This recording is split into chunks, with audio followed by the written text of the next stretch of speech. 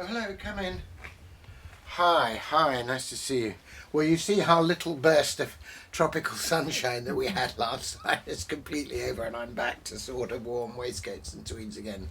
It's kind of drizzling outside, so it's quite nice to be warm and comfy in here. Now, here's the thing.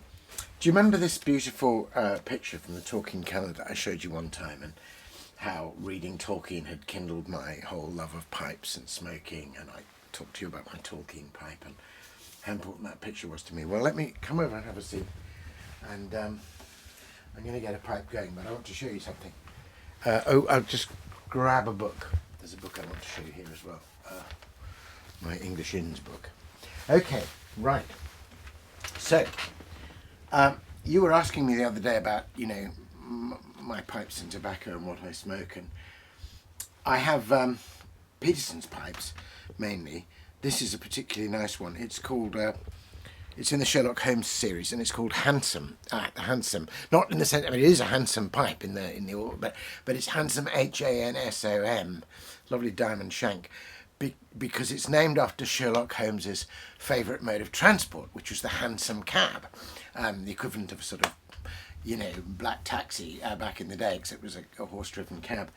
And anyway, what I wanted to show you, if you remember the pictures, somebody sent me, because I also smoke Peterson tobaccos, and I like their standard mixture. I also like their deluxe navy rolls, and indeed their Sherlock Holmes.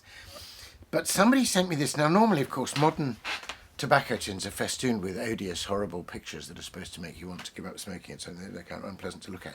Look what this person has done. They've taken that picture and they've beautifully reproduced it and cut it out and put it on there. I mean, Peterson should take a leaf out of that book and have that on there. And look at my desk. Somewhere on there is the letter. Somehow the tobacco and the letter got separated.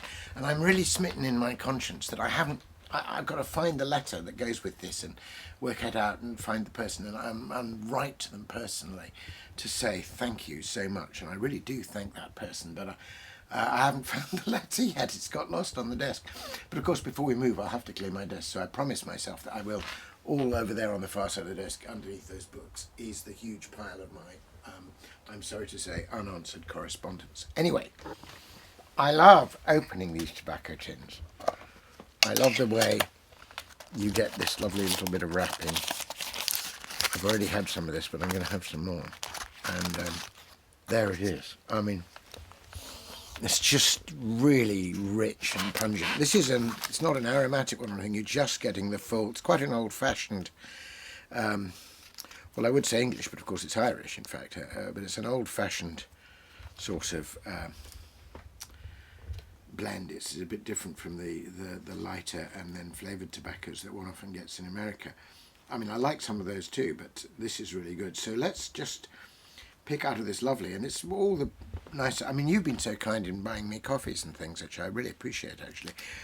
But here's somebody. It's just lovely. So let's just to keep it fresh.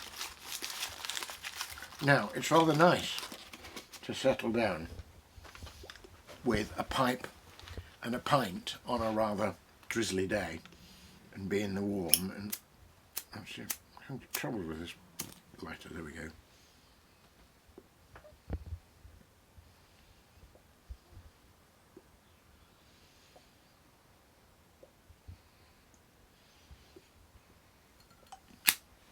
Oh, that's better.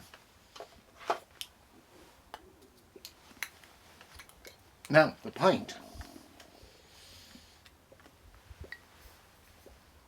I was given this lovely, now rather battered old pewter tankard for my 21st birthday, so that was some time ago, and I'm filling it at the moment with this. Adnams is a great Suffolk brewery. Broadside, commemorating the Battle of Sole Bay, 1672. Let's just top this up. I have to say, I'm just delighted that a date like 1672 should appear on a beer bottle, because it speaks to me of the long continuity of certain pleasures, the pipe and the pint. I can imagine somebody coming back victorious, some sailor from the Battle of Sole Bay, finally making landfall and reaching a decent old English inn and consoling himself with a pipe and a pint, just as I'm doing now. And I was thinking about that long continuity because in the course of finding the books and reboxing them and everything, I came across this lovely book, English Inns by Thomas Burke. And in fact, I don't know which of these pewter mugs that are on the thing this one might correspond with, but it's a very interesting book. It's beautifully written. It's part of a series called Britain in Pictures, and I've got several of those. I've got English poets, English men of letters, English letter writers, the literary ones, but I've got the inns one as well. I just pick them up in odd bookshops here and there. I mean, this was £2. But the thing to look at is the date. William Collins of London, 1943, right in the deepest and darkest days of the war.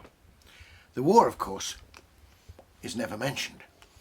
But what these books quietly did, I suppose to keep us going and remind us what we were fighting for, is they celebrated essentially English things. Great opening sentence here. When the first English road was made, the first English inn was born.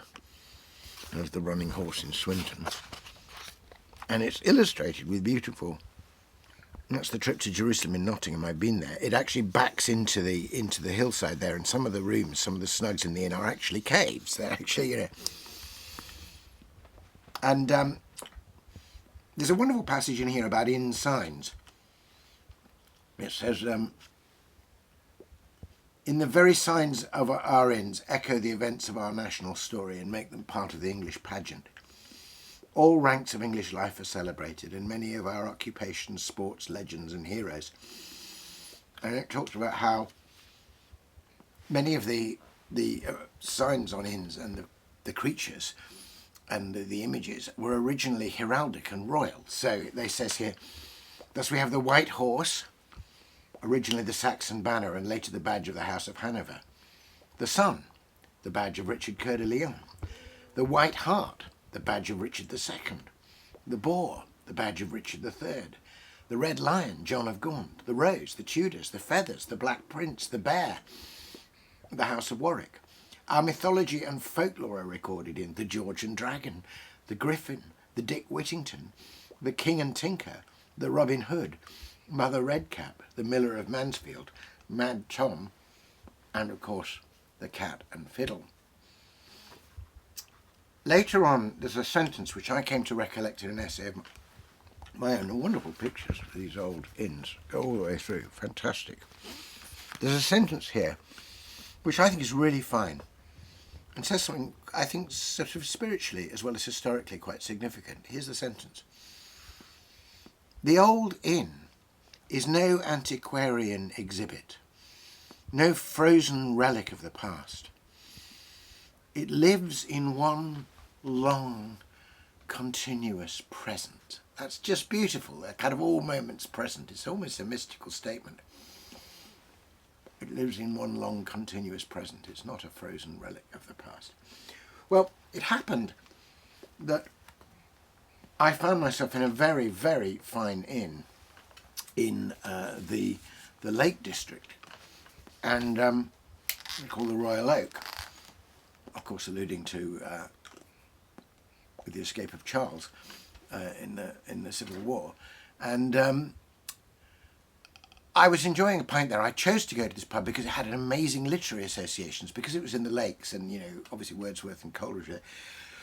All these other poets started visiting it. So you can sit at a table and you just know that half the poets you love sat at the same table and drank a pint. And in my book, Heaven in Ordinary, a collection of my Poets' Corner essays, I wrote a little essay about it. I thought you might like to hear it. And since I'm reading about an inn, I feel I must refresh myself. This lovely, dark, malty beer here. So,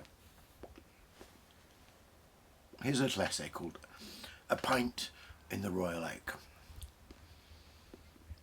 I was sitting in the Royal Oak in Keswick the other day, enjoying a very fine pint of Thwaites Original, and reflecting on what a blessing these old inns are. A pack horse inn in the days of Elizabeth I, and a coaching inn in the 18th century, this old place has been serving thirsty travellers continuously these past 400 years. It's easy to take such continuity for granted, but in times of change and consternation, times of confusion and uncertainty such as our own, these unperturbed continuities come to mean something more. They become signs of survival and hope, and not for the first time. As I sipped my pint, I recollected a passage from a book celebrating English inns, published in 1943, in the darkest days of the Second World War. The war, of course, is never mentioned, but the book was part of a series, Britain in Pictures, which quietly celebrated and cherished the distinctive things that we were defending and might once have taken for granted. The sentence I recollected was this: the old inn is no antiquarian exhibit, no frozen relic of the past. It lives in one long, continuous present. I love that idea of a long, continuous present. There had been no attempts to antiquify, if I may be permitted that word, the interior of the Royal Oak, no artfully exposed beams to give a false patina of age.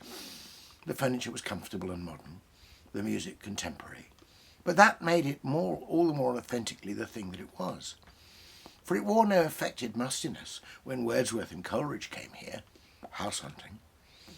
And when Shelley looked in, on his way to try and track down Coleridge, it was the same plain and unpretentious hostelry that it is now. Shelley found comfortable accommodation. So did Sir Walter Scott.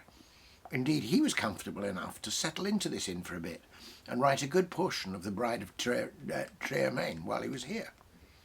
By the time Tennyson looked in for a pint, with a great deal of the Mort Data in his mind, which he would write out at nearby Meyer House, the inn was on an unofficial itinerary, a sort of poetic grapevine, which also drew Robert Louis Stevenson here, and explains, I suppose, why I too was nursing my pint in this particular hostelry. But that old book was right. This succession of poets, who might all have once been sitting at my table, supping similar ale, were not frozen relics, but they were vigorously and fruitfully present to me. Their works are all in print and very much present in my mind. The stories of their lives still stir and inspire me. And each of these visitors saw the glory of the lakes and the hills more distinctly because of the poetry of their predecessors, as I see and savour it all the more clearly now because of them. But I'm glad, I wrote back in the day when I was up there, I'm glad I'll still be here on Sunday. For if a 400-year-old inn lives in one long continuous present, what shall we say of a parish church? For there, an even longer continuous present is not merely a matter of memory and succession. There, the long continuity of unbroken worship through the changes and chances of history is lifted week by week into God's transfiguring presence. There, the throng of those who worshipped in the past are no mere memory, but a living presence, singing the Sanctus with us in the communion of saints. So that was my little essay, and I'm always glad. I always feel that one of the distinctive features of a good English village is that the two oldest buildings are the inn and the church, and they represent the best of sacred and secular, and sometimes, if you happen to go to the inn after you've been to church, a meeting of the two, and both live, as that book said, in one long, continuous present. Anyway, as I have a glass in my hand, don't know if you've managed to get one in yours. Cheers.